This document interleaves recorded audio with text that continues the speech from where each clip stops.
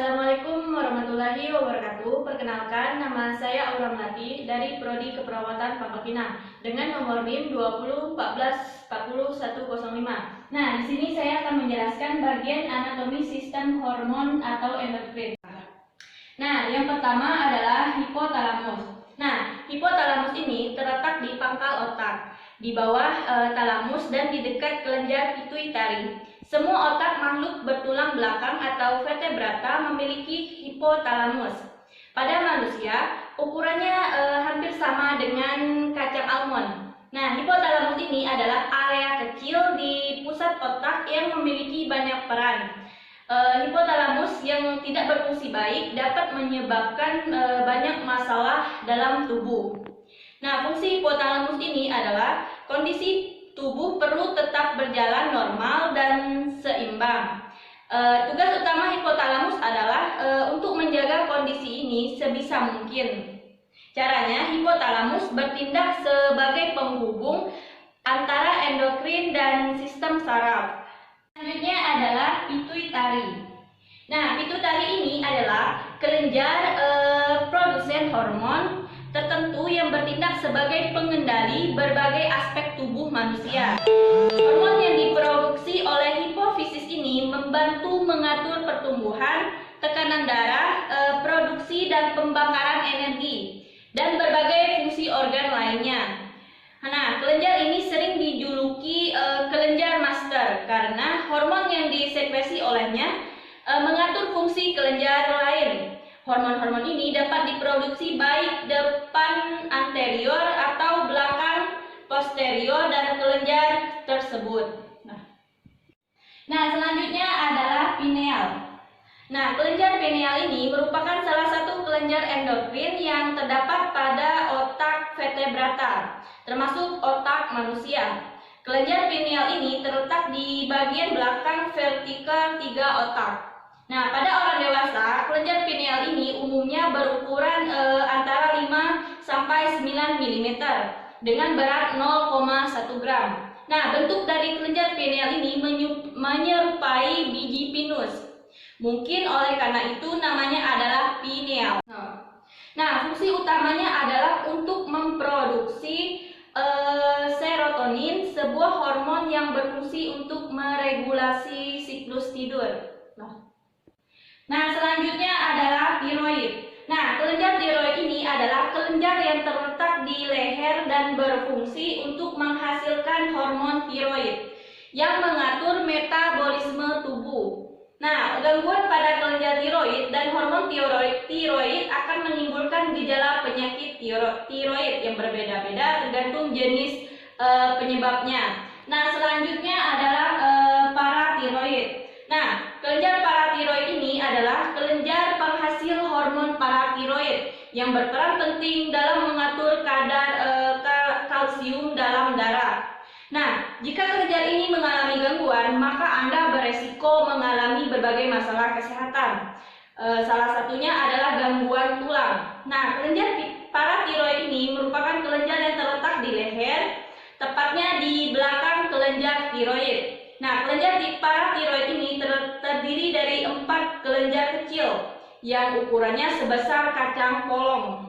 Nah, meskipun ukurannya kecil, kelenjar paratiroid ini memiliki fungsi yang berat bagi tubuh.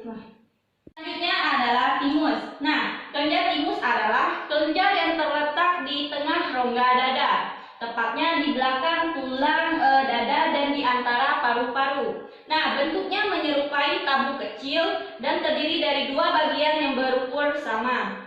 Kelenjar timus ini ukurannya akan berubah seiring bertambahnya usia. Nah, kelenjar timus memiliki peranan penting dalam sistem kekebalan tubuh. Jika kelenjar ini tidak bekerja dengan baik, maka sel kanker dan berbagai mikroorganisme seperti bakteri, virus, parasit, dan jamur akan dengan mudahnya menyerang tubuh Anda.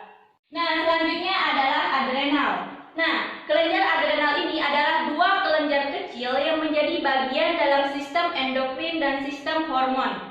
Sebagai bagian dari sistem hormon, kelenjar adrenal memang bertugas dalam menghasilkan hormon yang berperan penting untuk tubuh. Nah, kelenjar adrenal ini terletak di bagian atas masing-masing ginjal. Kelenjar-kelenjar ini kemudian dikendalikan oleh kelenjar pituitari hipofizis yang terletak di bagian bawah otak. Nah, kelenjar pituitari ini memerintahkan kelenjar adrenal terkait jumlah hormon yang perlu dilepaskan. Nah, selanjutnya adalah ginjal. Nah, ginjal ini menyaring zat-zat yang tidak terpakai atau zat buangan atau sampah limbah yang merupakan sisa metabolisme tubuh. Setiap harinya ginjal berfungsi memproses sekitar 200 liter darah untuk disaring dan menghasilkan sekitar 2 liter limbah dan ekstra cairan terlebih dalam urin.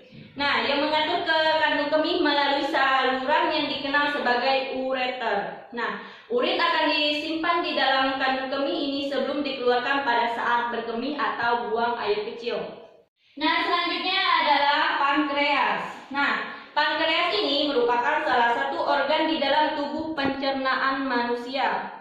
Secara umum, fungsi pankreas dalam tubuh adalah memproduksi hormon dan enzim untuk menghancurkan makanan di dalam perut. Nah, pankreas berada di belakang rongga perut dengan panjang 18 sampai 25 cm dan memiliki bentuk memanjang. Nah, menyerupai ikan. Fungsi pankreas terbagi menjadi dua, yaitu fungsi endokrin dan endokrin. Nah, selanjutnya adalah uterus. Nah, uterus atau rahim dalam bahasa medis adalah organ reproduksi betina yang utama pada kebanyakan manusia. Salah satu ujungnya adalah serviks membuka ke dalam vagina dan ujung satunya yang lebih luas yang dianggap badan rahim. Disambung di kedua sisi dengan tabung. Fallopian rahim terdapat dalam berbagai bentuk dan ukuran di organisme yang berbeda. Pada manusia adalah bentuk buah pir dan seukuran telur ayam. Beberapa selanjutnya adalah testis. Nah, testis adalah organ yang sangat penting pada sistem reproduksi pria. Nah, fungsi testis ini adalah untuk memproduksi sperma dan hormon testosteron karena perannya begitu penting bagi kesehatan. Nah, testis ini haruslah selalu dijaga agar terhindar dari berbagai macam gangguan. Fungsi testis sangat penting dalam keberlangsungan hidup pria. Setiap pria memiliki sepasang testis dengan ukuran sekitar 5 cm. Testis tumbuh pada tahap awal pubertas, yakni sekitar 10 sampai 13 tahun. Saat testis tumbuh, kulit pembungkus testis atau skrotum akan berwarna lebih gelap, ditumbuhi rambut serta menggantung ke bawah. Baiklah, itulah penjelasan dari saya mengenai anatomi sistem hormon atau endokrin. Nah, jika ada kekurangan saya mohon maaf. Saya akhiri. Wabillahi taufiq wal hidayah. Wassalamualaikum warahmatullahi wabarakatuh.